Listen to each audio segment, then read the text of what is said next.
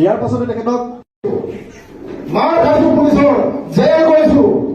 কিন্তু তেখেতসকলে যিটো মনত যিটো লক্ষ্যত আজি আমাৰ বহাইছিলে তাৰ সম্পূৰ্ণ ওলোটা খং মাৰিছে ওলোটা খং এনেকুৱা মিছা কথা কোৱা চৰকাৰ আজিলৈকে দেখা নাই ইতিহাসত পোৱা নাই আপুনি এমাহৰ আগত কথা এটা কব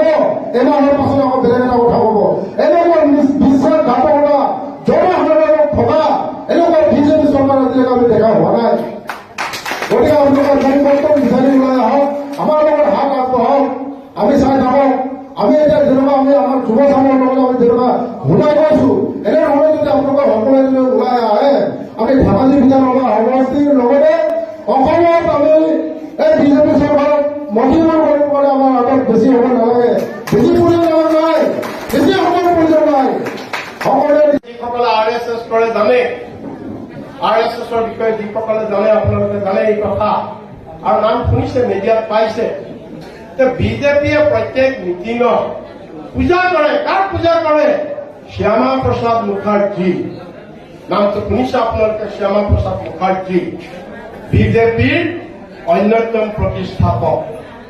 শ্যামা প্ৰসাদ মুখাৰ্জী কি বেংগলী নহয় তেওঁ বেংগলী নহয় শ্যামা প্ৰসাদ মুখাৰ্জী বেংগলী কাৰণে এইটো ভাল বিজেপি ভাল বেংগলী ভাল আৰু মমতা বেনাৰ্জী বেংগলী হোৱাৰ কাৰণে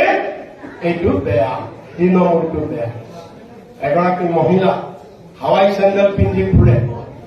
এগৰাকী মহিলা আপোনালোকৰ নিচিনা দেখিছে আপোনালোকে ফটোত দেখিছে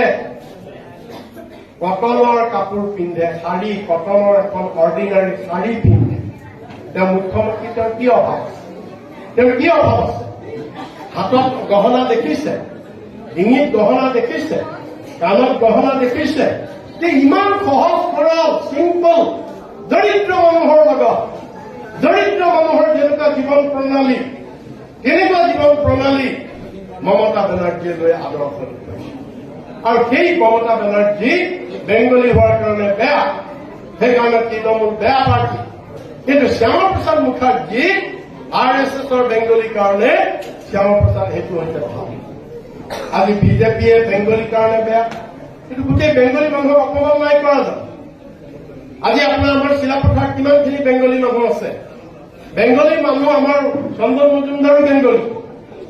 আজি বেংগলী মানুহৰ 90% এতিয়াও বিজেপি সমৰ্থক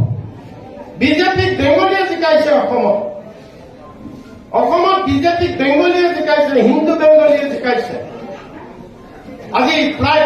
20-22টা বিধানসভা সমষ্টি বেংগলী ভোটাৰে নিৰ্ণায়ক ভূমিকা লয় এই বেংগলীৰ ভোট লৈ জিকি ৰাজপাত খাই আছে তেতিয়া বেংগলী বেয়া নহয় যে আমাৰ ইয়াত এসময়ত ধেমাজি জিলাৰ তৃণমূল নেতৃত্বত TMPকে নেতৃত্ব দিয়া আৰু গণশক্তিৰ লগত নেতৃত্বত জড়িত ৰাজকুমাৰ টাৱা ডাঙৰীয়া আমাৰ মাজত আহিছে আৰু 112জন আমাৰ বিজেপি বিভিন্ন কৰ্মকৰ্তা আজি আমাৰ তাত তালিকা দিছে আমি আপোনালোকক কৈছোঁ তাত আৰু আমাৰ AJPৰ পৰা আহিছে কংগ্ৰেছৰ পৰা আহিছে কংগ্ৰেছৰ এজন যুৱক কংগ্ৰেছৰ প্ৰাক্তন সভাপতি ঢকুৱাখানা সমষ্টি তেখেতে আহি ইয়াত যোগদান কৰিছে যিহেতু তেখেত আমাৰ পশ্চিমাঞ্চলৰ 4টা পঞ্চায়তৰ লগত জড়িত আমি খুব সুখী হৈছোঁ আৰু তৃণমূল কংগ্ৰেছৰ সাংগঠনিক শক্তিশালী কৰাৰ কাৰণে বিজেপিয়ে আজি ভয় খাব লগা হৈছে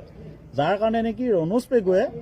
উন্নয়ন কামৰ জৰিয়তে তেখেতে ৰাইজৰ মাজত যাব নোৱাৰি ধেমাজি নেশ্যনেল হাইৱেৰ ওপৰত তেখেতে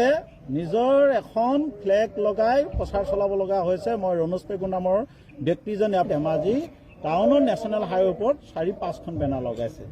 আৰু বিশেষকৈ আপোনালোকে দেখা পাইছে ধেমাজিত খুব দুখৰ বিষয় এইটো দুখৰ বিষয় হৈছে যে লখিমপুৰ লোকসভা সমষ্টিটো জনজাতিৰ বাবে সংৰক্ষণ কৰাটো বিজেপিয়ে এইটো খুব দুখনীয় কাম এটা কৰিছে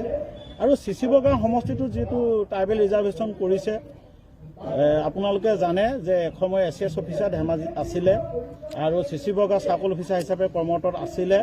নৱডেকা বৰুৱা তেখেতৰ পেহীৰ পুতেক হ'ল আমাৰ বৰ্তমানৰ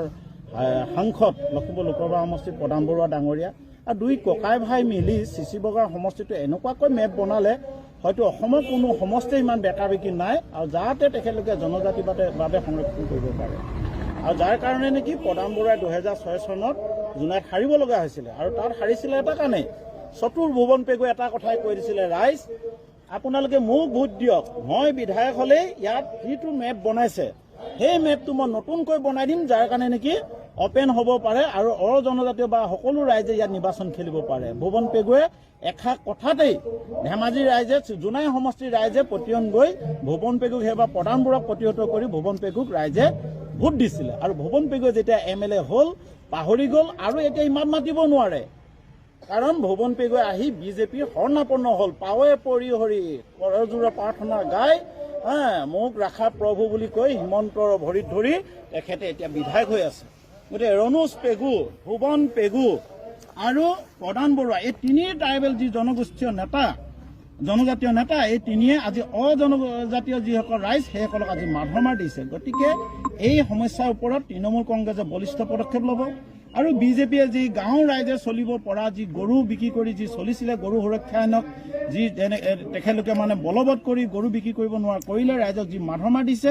এই ৰাইজৰ